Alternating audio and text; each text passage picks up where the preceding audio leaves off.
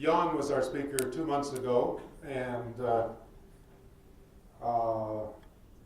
he said that someone told him he should start off with a joke. So no one told me that, but let's do the same thing. How many of you have heard of Neil deGrasse Tyson? A lot of people compare him to Carl Sagan. He's a lot more in your face and edgy. And he was speaking on intelligent design, and he said, look at what's going on between our legs. An entertainment complex in the middle of a sewage system. No engineer would design something like that, arguing that we are so obviously not the result of an intelligent design.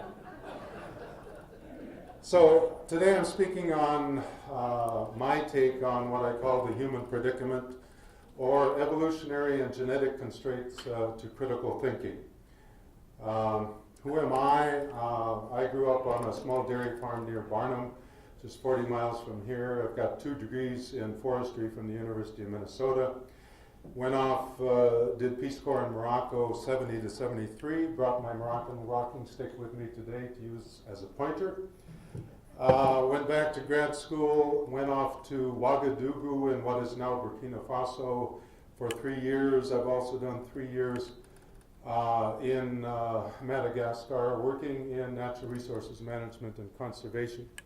So I've got a lot of life sciences and physical sciences in my training, in my background.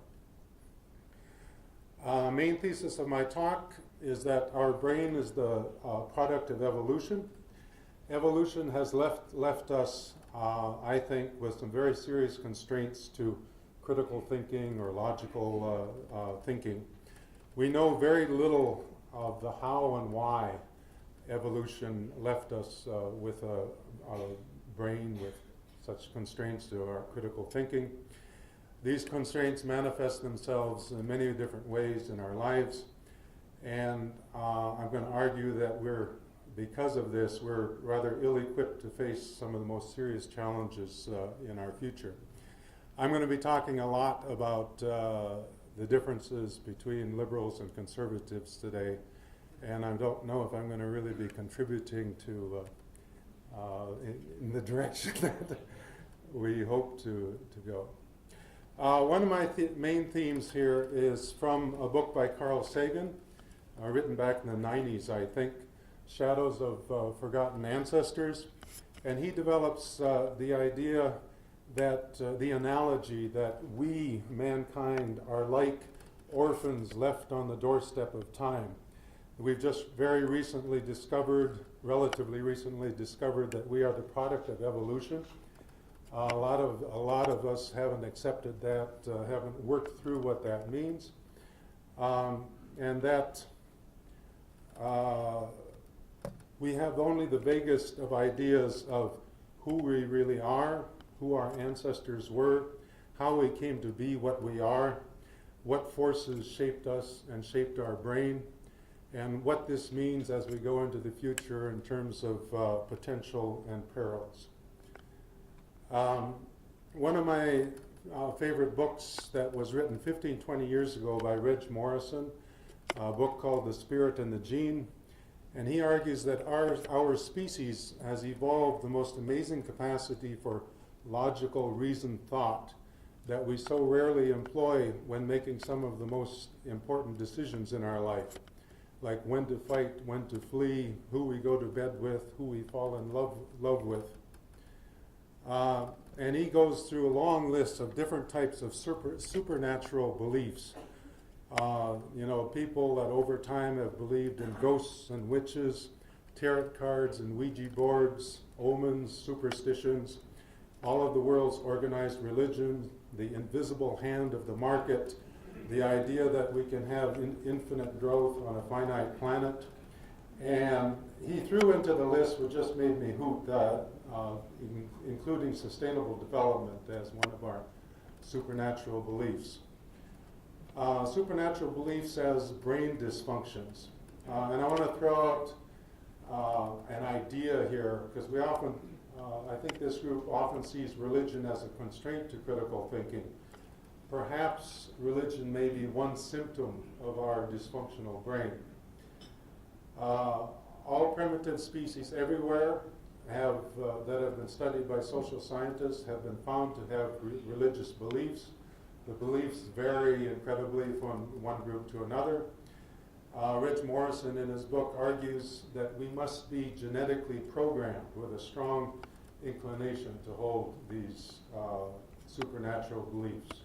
But why should that be so? This brings us, or this concerns this ongoing question of nature versus nurture. You know, how much of human behavior, how much of our psychology is driven by genetics and how much by our environment that we grow up on, and how strong is the genetic influence. And here I'd like to tell a personal story. In 1994, I was chief of party for a USAID project in Madagascar. My last year there, I was invited to take the Myers-Briggs personality profile as part of a 2-week team building program, and a few of the contractors were invited to take part. And then they had a 1-week workshop to fully understand what Myers-Briggs is, to better, and as they said, to better understand ourselves, better understand the people we're working with. And Myers-Briggs basically classifies each person into 4 different aspects of our personality. This is something that was developed in Germany way back before World War II. And it classifies us, each person, as an introvert or as an extrovert, whether you prefer to make decisions based on detail or big picture. I'm an off-the-chart big picture person. Whether you prefer to make decisions based on logic or based on feelings, how the decision would affect the people that you care about. And whether you're someone who feels most comfortable in a structured, hierarchical situation, or whether you're someone like myself, again, kind of off the charts, perceptive person. And so these professional facilitators are going through all of this, and I'm sitting there wondering, and up until that time, 1994, I had never paid much attention to this whole nature versus nurture, and I'm thinking, I wonder if this is nature or nurture. And I knew that the University of Minnesota had been running the largest twin study in the world, and that up until recently, it may still be true, I'm not sure, one of the best ways to get at this nature versus nurture is to identify identical twins separated at birth, raised in totally different environments, and then give them a whole barrage of tests, including the Myers-Briggs, to see, to try to quantify the genetic influence. So I raised my hand and I asked, has anyone ever given this test to identical twins separated at birth? And he said, yes, the University of Minnesota did that, and when they do it, they come out with very, very close personality profiles for the identical twins separated at birth. And that kind of was the first thing that really opened my eyes about the importance of genetics to personality and human behavior. To take a relatively simple example of how strong our genetic influence is, just looking at our craving for food. When we lived as hunter-gatherers, through evolution, we developed a craving for those foods that were scarce but important to our health.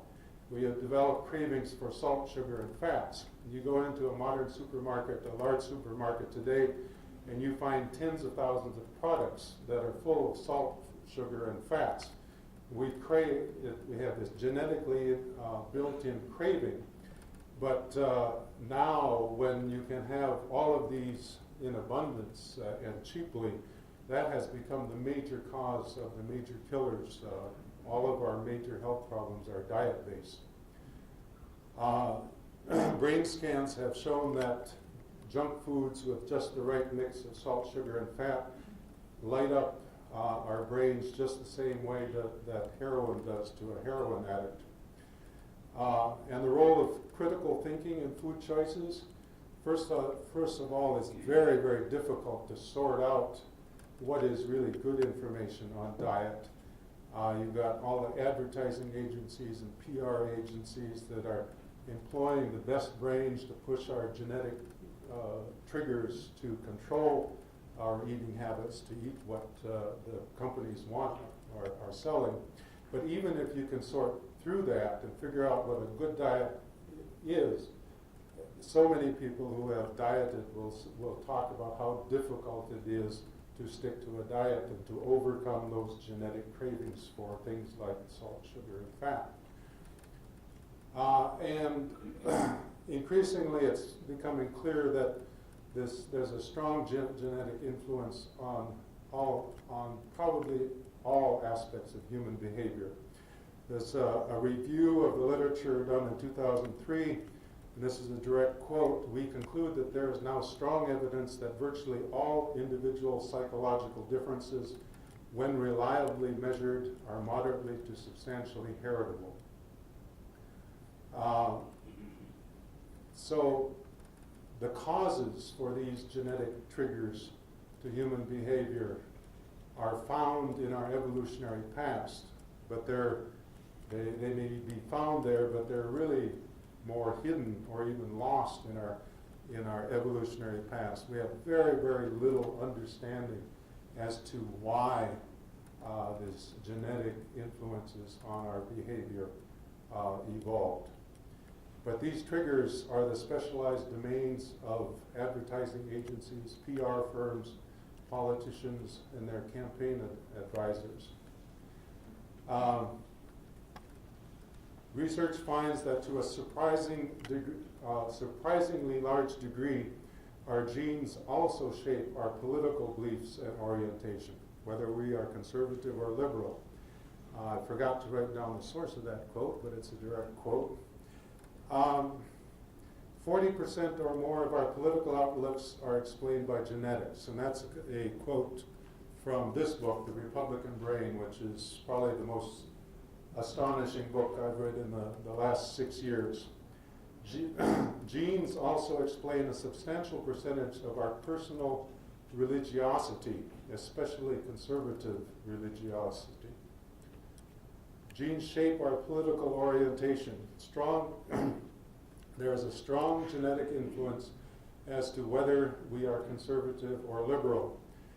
And being liberal or conservative is strongly linked with the specific psychological traits which are strongly genetically influenced. Key psychological traits that go with being liberal.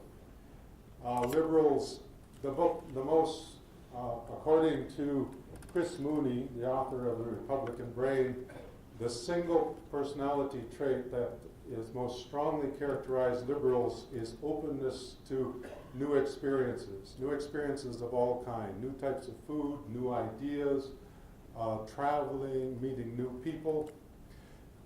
Liberals are much more concerned with fairness and egalitarianism than conservatives. Liberals are much more comfortable with complexity and with uncertainty, more comfortable with not knowing what the answer to a question is. And they're relatively open, although we all struggle with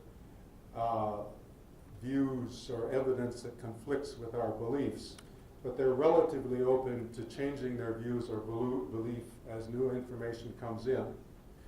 Key psychological traits of conservatives: they have a higher degree of conscientiousness, orderliness, structure in their lives. They are more dogmatic.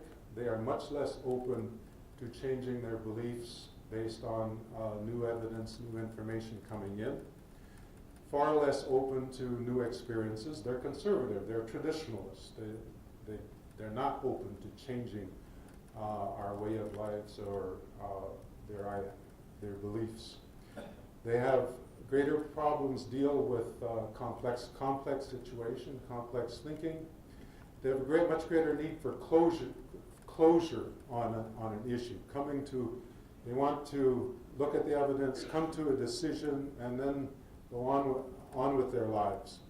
They have a much higher level of loyalty to their group, which I think we see very strongly in elections. The Republican Party has a much greater capacity to get people to to follow the party platform than liberals do. They have a higher degree of binary thinking, things like us versus them, good versus evil. Liberals and conservatives have different personalities, psychological needs. They are different types of people. Liberals are much more attracted to the sciences, to academia, to arts, journalism, due to their openness to new ideas and experiences. And here I'd like to relate, again, one of my personal experiences. I came back from Madagascar in 1994. I got hooked up on the internet in May of 95. And in August 95, a forester friend of mine from Vermont told me about this internet discussion group that the Society of American Foresters had just created. It was called SAF News at that time. Now it's evolved, and it's called Forestry Focus. And I do not know why, but from the very beginning, that group was always dominated by very conservative, free market American foresters. And I must have lived a sheltered life because I had never met people like this. They sincerely believed that we have no environmental problems. And for about 17 years, I attempted to reason with them, especially on the topic of global warming. And I became, through checking out their statements, their references, I became very well informed, I think, on global warming.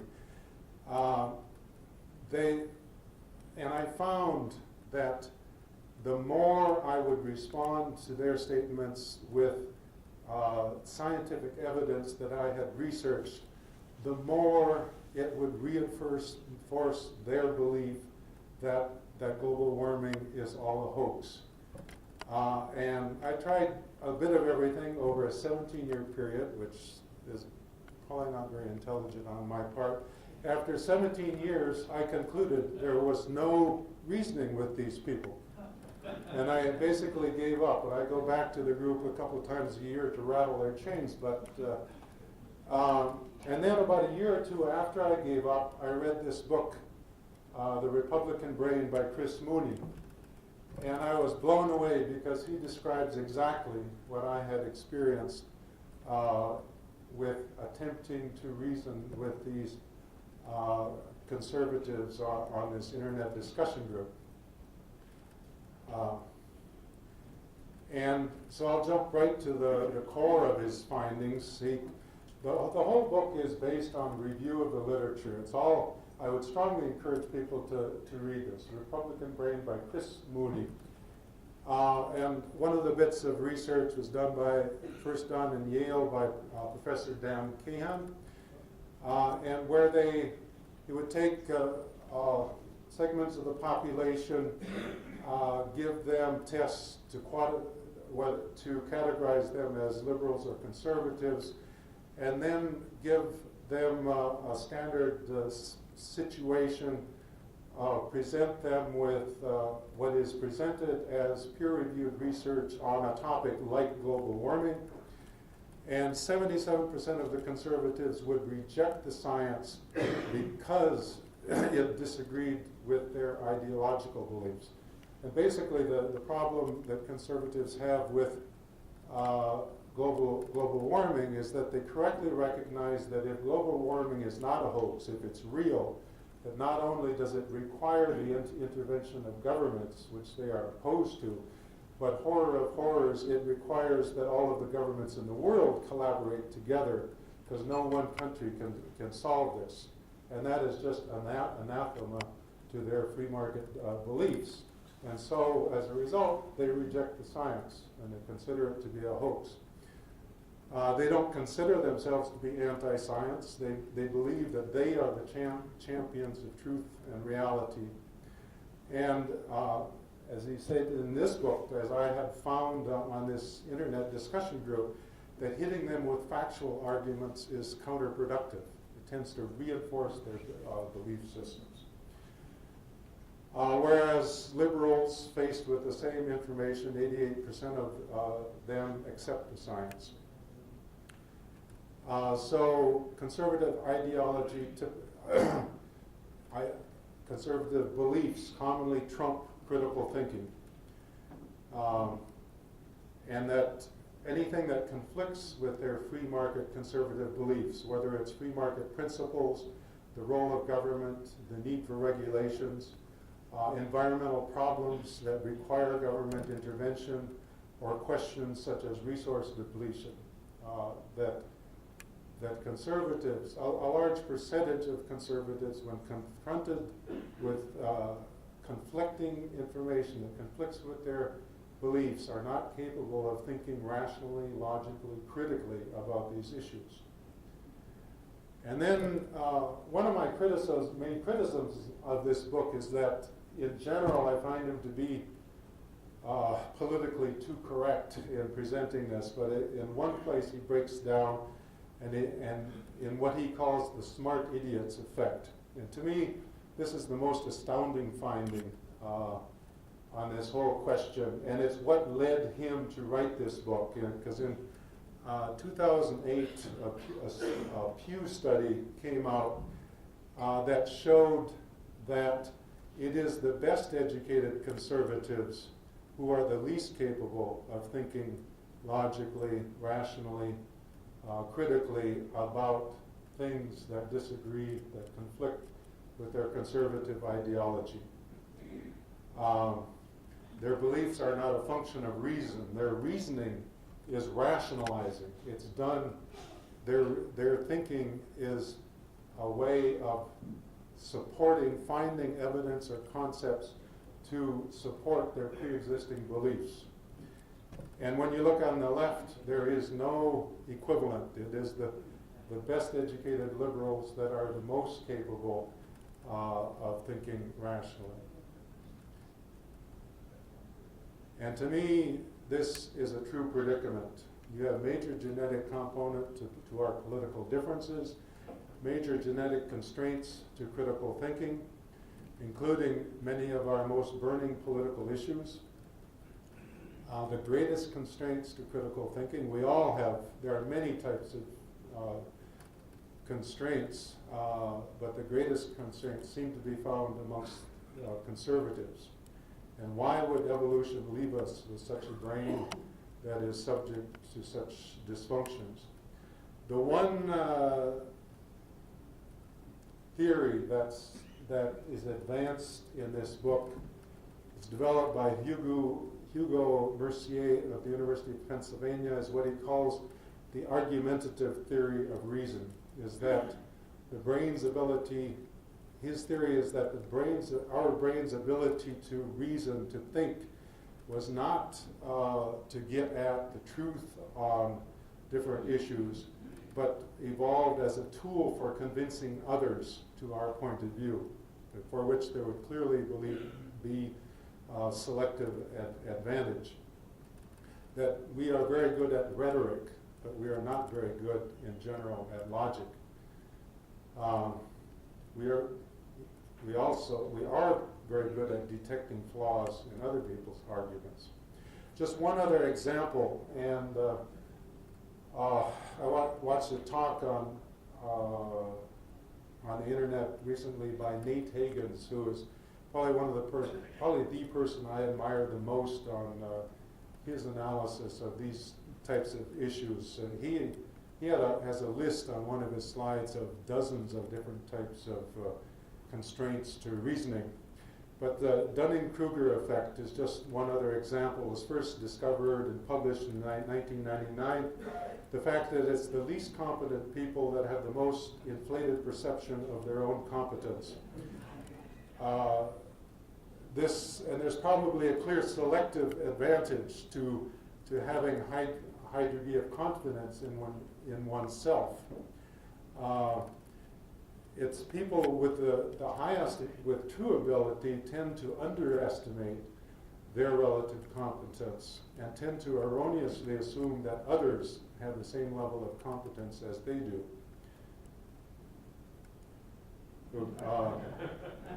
So this is, and these, a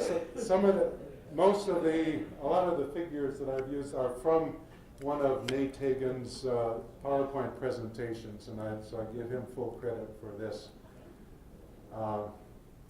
Okay, so I want to quickly jump back off and do a quick overview of evolution. Evolution is the single unifying concept of the life sciences, showing that we are the product of 3.7 billion years of evolution, that we have pond slime and anaerobic bacteria in our direct lineage. Life began on this planet when the planet was totally unrecognizable to us today, when there was no oxygen in the atmosphere. It was after almost 1.5 billion years after life got started that the cyanobacteria evolved the ability of photosynthesis and started pumping out as a waste product oxygen, which was poison to all forms of life at that time. It took about 1.5 billion years for the oxygen to build up to the levels that we have today. Our ancestors are amongst those who adapted to this poison. Now we can't live without it. Evolution has created the atmosphere of the Earth in the way it is today and has shaped our geosphere. The recent evolution of man may have environmental consequences somewhat similar to the oxygen crisis. If you look at just one small example of how this is impacting, this is the total biomass of wildlife about 10,000 years ago, just before or about the time that agriculture was being invented. And this is what's left of the biomass. This is in 2050. This is a long time ago. The biomass of wildlife is greatly diminished. This is the biomass of humankind, and I'm sure it's more than doubled since 2050. This is the biomass of our wildlife. Oh, okay. Yes, okay. So, okay, I'm sorry. Yeah. But anyhow, you can see where we are and where we're going. I misinterpreted that. So going back to our overview of evolution, it took from 3.7 billion years ago to 0.6 billion years ago for life to evolve from single-celled animals to multicellular animals. And we went the Cambrian explosion and an explosion of diversity of more complex forms of life. 500 million years ago, plants and fungi left the ocean to colonize the land for the first time. Animals soon followed. We went into the age of dinosaurs who had walnut-sized brains. Mammals existed, but they were small and not important at all. You had the mass extinction, the fifth mass extinction 65 million years ago, caused by a meteor striking the Yucatan Peninsula of what is now Mexico, and the age of mammals began. So human evolution, our closest relatives are the chimpanzee and the bonobos, or pygmy chimps. And we all split off from a common ancestor about 6 million years ago. Genetically, we are about 98 to 99% identical to our closest relatives. We left the forest for the savanna. We became bipedal, upright. We evolved the practice of group defense, just like baboons, who are basically savanna animals. Chimpanzees, when they're threatened, it's every man for himself because they live in the forest. We evolved the most efficient body cooling system of any large animal on the planet. We lost most of our hair. Although it's vestigial, it's still there. We evolved the ability to sweat, and sweat evaporating from skin is an extremely efficient way of cooling the body. And about 2.5 million years ago, we started developing the first extremely crude stone tools. We often, in that 6 million year period, have multiple coexisting species of early man. We mastered fire, our species evolved 150 to 200,000 years ago. But as of 100,000 years ago, archaeologically, there was very little difference between us and chimpanzees and the other great primates. Our species left Africa about 70,000 years ago, and about that time, say between 70 and 40,000, they think speech evolved, which was led to huge changes. About 40,000 years ago, I think changes really start to accelerate. We have the development of art, burial practices, use of body ornaments. We spread to Australia about 40 to 60,000 years ago. North and South America at least 14,000 years ago. And about 11,000 years ago, we started to invent agriculture simultaneously in several different parts of the world. Man, the Stone Age hunter, when we were still hunter-gatherers, we hunted to extinction everything that we could hunt to extinction. Because we co-evolved with wildlife in Africa, we only wiped out, I think, something like 5%. In Eurasia, it's more like 50%. We had Homo erectus in Eurasia for about 1 million years. Australia, we arrived, and I think we hunted to about 90 to 95% of the large animals to extinction. And in North and South America, we hunted about 85% of the large animals to extinction. A friend of mine, Chris Miney in Baraboo, Wisconsin, who was a natural resource historian, was hired by the Zoological Society that runs the zoo in New York to do a review of the literature, comparing the archaeological evidence of the arrival of man with the extinction or the disappearance of large animals. And our arrival in the Indian Pacific Ocean islands is especially clear on this. Man arrives, and in a very short period, much of the large animals go extinct. So clearly, in our genetic influence on our behavior, we don't seem to have genes for conservation or for sustainable use. And this is a major factor going on today. We just don't know when to stop. We are, through evolution, we live for today. We don't seem to have genetic influence to think much about tomorrow. Now we have a world economy that's based on the drawdown of non-renewable resources. But my theory is that we are modern-day hunter-gatherers with nanotechnology and Stone Age brains. We still don't have any instinct for conservation, and we're using our technology like three-dimensional seismic to find the last deposits of gas and oil, and we're using them up at just about the most rapid possible speed. These non-renewable resources, they're like our bank account. They're like an inheritance, an endowment that you get. We only get to use them once. And the prevailing free market or semi-free market that exists is punishes anyone who tries to rely on more expensive renewable resources. It's kind of pushing us into a free lunch type of mentality of living off the endowment.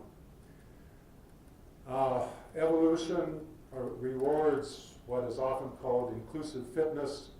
Genes are passed down only by those who produce offspring and offspring that also reproduce. Evolution has no real direction. Evolution does not equal progress.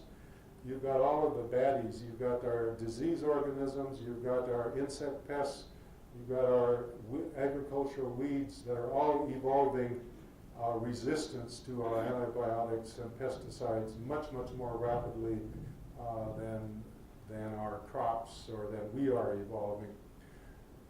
Evolution doesn't care about us. If we are the product of evolution, then we are just animals. We are not special, and we must be subject to all of nature's laws. Looking at the evolution of our brain, at the core of our brain we have the reptilian amygdala, and then over that you have the early mammalian layer, and now the recent mammalian, and the most dramatic part, distinctive part of our brain, I can't remember the name of it, but this is where, it's right in here, and where we have the greatest ability for complex thought, and the greatest ability to overcome our instinctual, emotional responses. It's the reptilian part of our brain that really controls our emotions and our instinctive responses. The greatest development of the human brain is in what is called the anterior cingulated cortex. And it's the ACC that processes complexity and nuance, and that is capable of overriding our emotions and instincts of the primitive part of our brain. Conservatives have larger amygdalas than liberals. Liberals have larger anterior cingulated cortex than conservatives. Evolution, as our brain evolved, we couldn't start from, at any point in evolution, you can't start over and design something optimal. You can only build on what is already there. The oldest part of our brain is involved with the emotional, the automatic responses. And these processes take place in our brain at incredibly rapid speeds. But through evolution, under certain situations, especially life-threatening situations, it's this instinctive emotional response that completely overrules any conscious thinking response. Many of the reactions to stimuli are emotional and automatic. They're set in motion prior to, and often even in the absence of conscious thought. Some researchers think that we are aware of only about 2% of the brain's activity, and our prior emotional commitments often cause us to misread evidence, to selectively interpret and reinforce existing beliefs. This book talks a great deal about what he calls motivated reasoning. It's our political, ideological, partisan, and religious convictions, when deeply held, true beliefs that we're wedded to, comprise core parts of our personal identities and link us to the groups that give us meanings.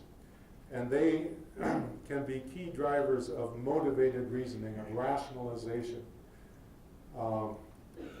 To attack such beliefs through logical reason argument is rather naive, as I experienced in this Society of American Forestry discussion group. Reasoned arguments only tend to work in the absence of emotional commitment that contradict them.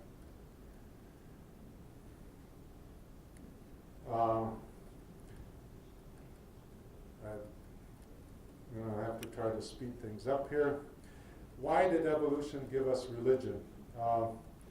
Jared Diamond, one of my favorite authors, his most recent book, The World Until Yesterday, summarizes the major scientific theories as to why religion developed.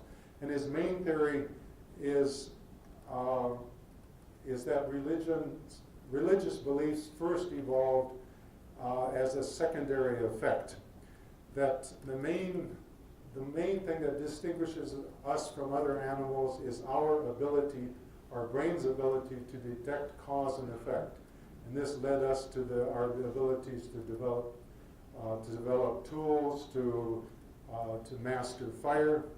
And so as our brain's ability to detect cause and effect developed, we started looking for cause and effect in everything. You know, why does the sun and moon move across the sky? Why do we get sick? Why do we get diseases? Things that, as hunter-gatherers, we were totally incapable of really understanding. And we came up with these supernatural explanations. Apparently, all primitive societies generally have explanations for everything. And some of them are perfectly sound explanations, but a lot of them are supernatural explanations involving spirits or gods. Other theories, he's got a whole chapter on evolution of religion. Another function of religion is diffusing anxiety over things, over problems, dangers that we can't control. Providing comfort when life is hard, providing comfort in the face of death. Supposedly, we are probably the only animals that understand that we are one day going to die. Functions of religion that really started to play key roles after agriculture was invented and we started living in much larger, more complex societies, is to provide standard means of organizing these societies, preaching political obedience to leaders, codes of behavior towards strangers. One of the things that comes through very clearly in Jared Diamond's The World Until Yesterday, that in most primitive societies, people would know their closest neighbors and sometimes be on good relations with them, sometimes be kill on sight. But when encountering a stranger, typically it was fight or flee.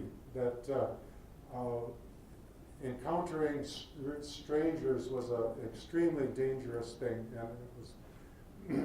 But in order to have complex societies, you need to have codes of behavior. We can travel throughout the developed world with very little fear of encountering strangers, and that the idea is that religion played a key part in that. Religion may have also played a part in justifying war.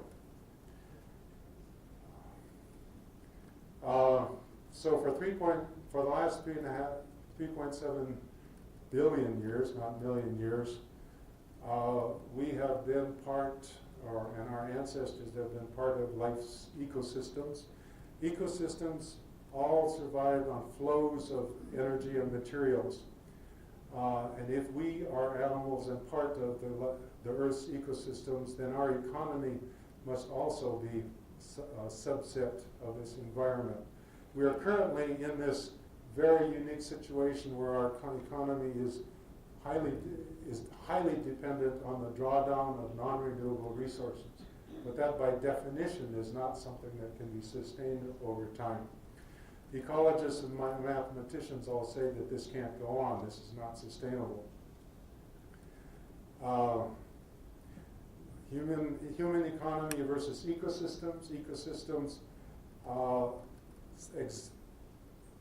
function off of flows of energies and material. Energy comes from the sun. Materials are almost totally recycled through the water cycle, the carbon cycle, the nitrogen cycle. And the waste products from one organism become the inputs for other organisms. Almost everything gets recycled. Whereas the human economy is based on the drawdown of fossil fuels, nuclear ores, and minerals. These are fixed depleting stocks. The waste go into landfills. CO2 goes into the atmosphere. There's very partial cycling and 0% cycling of fossil fuels when used as fuel. Economics seems to be based on a set of beliefs, primarily on a set of beliefs. Growth is desirable, and the belief that growth is desirable and can be sustained, that the human brain is the ultimate resource, that solutions will appear in response to market price. Growth is not limited by sources and sinks. that we will always be able to find substitutes. You take all of plant life, all of our crops are dependent on nitrogen, phosphorus, and potassium. There are no substitutes. You have to have phosphorus, for example, is being mined out of the ground. That peak production of phosphorus may peak out in the next 30, 40 years. There are no substitutes for plant growth. The belief that all would be fine if governments just wouldn't interfere with our economic system. A biophysical view of economics is that the economy is a subset of the environment. Compounded growth of the economy is like the biology of cancer. Economy is limited by sources and sinks. A fundamental flaw of economics is its treatment of energy as just another input and commodity. Up until now, we have had cheap and abundant energy, and it's never been recognized in economics, its crucial role. But now we are entering the age of expensive, much less abundant energy. Markets force us into dependence on non-renewables. An alternative view towards economics, and this is from a slide from Nate Hagen's, is based on a better understanding of our brains, that economic decisions are not strongly governed by rational thought, which is one of the tenets, basic tenets of economic thought, that beyond our basic needs, economic choices are very strongly driven by our emotions, our feelings, and our belief, by our genetic makeup. And we take energy and resources, turn them into dollars, and dollars into feelings, plus waste. It seems to me that our economy, world economy, is increasingly faced with two biophysical limits. The first one is a limit of sources of inputs to our system, and one is a sink. The source, what will probably be the first limit to economic growth, is a shortage of fossil fuels, in particular petroleum, and in particular liquid fuels. That we've got about 95 to 97% of transportation is driven by liquid fuels from petroleum. The sink limit is the CO2 that we're putting into our atmosphere that is very rapidly starting to change our climate.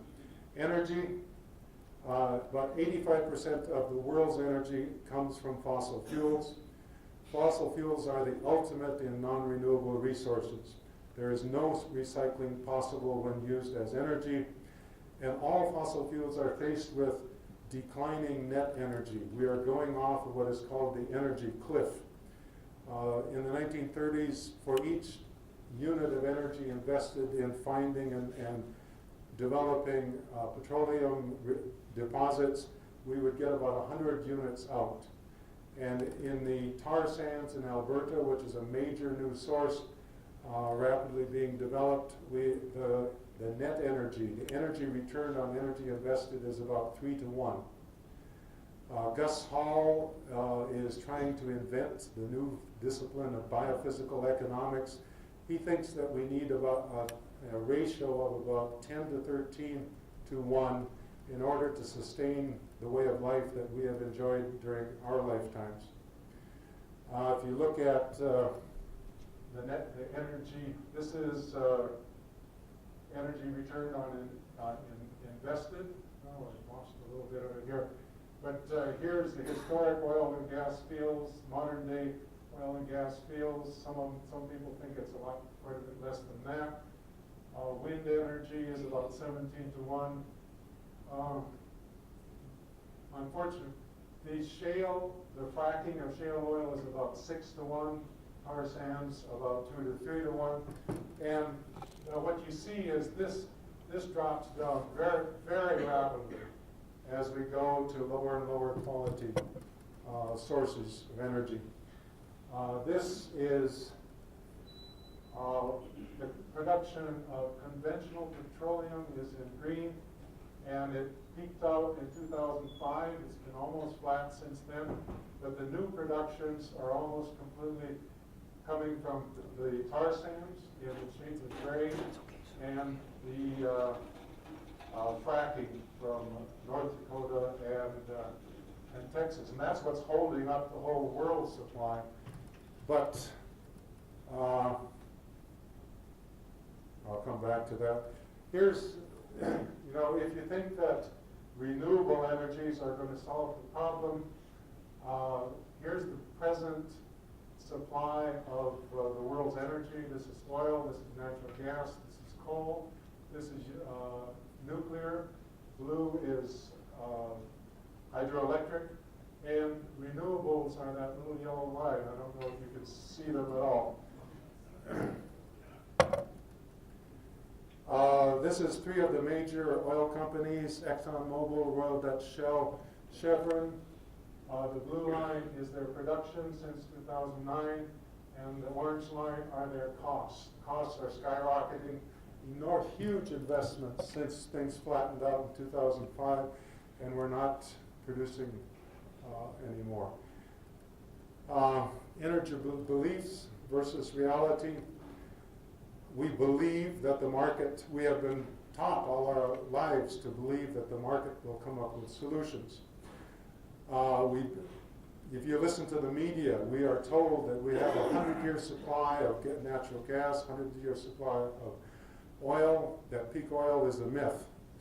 The reality is that the world's discovery of oil fields peaked in 1970, that the fracked oil wells in North Dakota and in Texas, they deplete 70% in the first year. After 3 years, you just have just a dribble. And all of the major new sources, whether it's fracking, tar sands, very deep offshore, have very low net energy. Almost done. The other major constraint, challenge facing our future is climate change. The general public believes that there still is serious scientific doubt on global warming. The reality is that 97 to 97.5% of the best qualified climate scientists have come to the conclusion that man is causing global warming. Man is a major cause. This has been the scientific consensus since 1979. It's only grown stronger over time.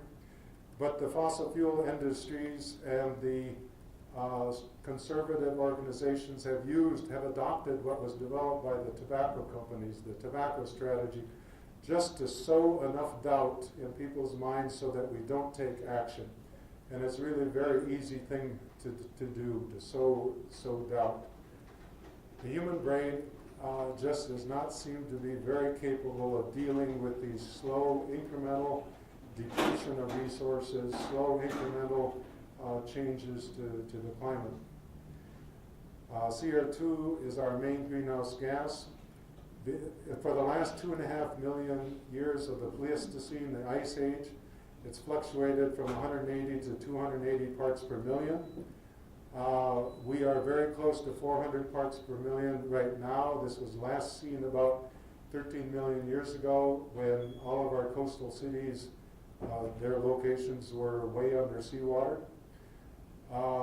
When you add on the other greenhouse gases, we're at about 480 parts per million CO2 equivalent. And we're facing changes possibly by the end of this century that could be as great as the difference between glacial and interglacial. At the end of the last ice age, we were under hundreds of meters of ice right here. We're told repeatedly that global warming stopped in 1998. There's been no global warming. But 90% of the warming actually goes into the ocean, and we've got pretty good data now. If you look at the top 2,000 meters, this is the warming of the ocean. There's no slowdown, there's no stopping at all. Al Gore gave us the inconvenient truth we seem to be much more contented with a reassuring lie. So we have this conflict with science. Modern scientific knowledge shows us that global warming is real, it's caused by humans. Evolution is real, it is the cause of humans. Chris Mooney in the Republican Brain writes that if you don't accept either claim, you cannot possibly understand the world and our place in it. And just the wrap up, genetic plays a large role in our political outlooks, in our way of thinking. The critical thinking is very commonly trumped by emotions and beliefs. Conservatives, more than liberals, are constrained in their ability to think rationally about things that disagree with their beliefs. The evolutionary causes of this are obscure, and I wish I could give you solutions or good ideas on how to deal with this. I haven't found them yet, but we seem to be very ill-equipped to deal with our future. I'm sorry I've run so far over, but that's it.